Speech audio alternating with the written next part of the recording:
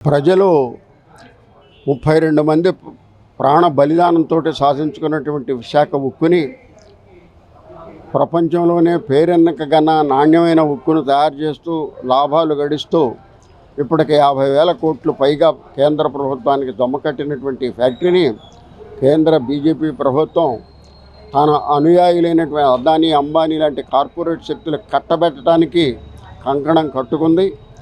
అందుకు గాను ఫ్యాక్టరీని ముందు నష్టాల్లో ముంచితే కానీ అమ్మేయడం కుదరదని చెప్పి బొగ్గు గనులు ఇనప గనులు ఇవ్వకుండా ద్రోహం చేసింది. నష్టాల్లో పాల్చేస్తూ ఉంది. సంపూర్తి ఉత్పత్తి జరగకుండా కుట్రలు బన్నుతూ ఉంది. ఆ కుట్రలకు వ్యతిరేకంగా 4 సంవత్సరాలు బట్టి కార్మిక వర్గం అకుంఠిత దీక్షలో పోరాడుతున్నారు. అటువంటి ఈ సందర్భంలో కేంద్ర ప్రభుత్వం ప్యాకేజీల పేరుతోటి ఉద్యోగుల్ని వీఆర్ఎస్ ఇచ్చిన టీ పంపించాలనే పేరుతోటి అనేక కుట్రలు సాగిస్తూ ఉంది. ఇప్పుడు ఎన్ఎంఆర్లుగా ఉన్నటువంటి కార్మికులు 4,000 మందిని తొలగించాలని చెప్పి నిర్ణయం తీసుకుంది. దానికి వ్యతిరేకంగా పోరాటం జరుగుతూ ఉంది.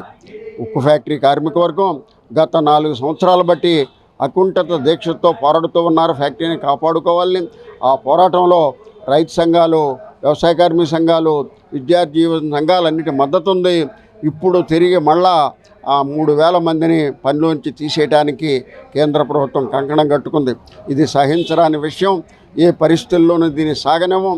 అందుకని కార్మిక వర్గంతో పాటుగా రైతాంగం, వ్యవసాయ కార్మికులు మొత్తాన్ని కూడగట్టి మద్దతు ఇచ్చి ఈ ఫ్యాక్టరీని కాపాడుకుంటామని చెప్పి ఈ కేంద్ర ప్రభుత్వం సాగించేటువంటి కుట్రల్ని సాగనివ్వమని ఆంధ్రప్రదేశ్ రైతు సంఘం హెచ్చరిక చేస్తూ ఉన్నది.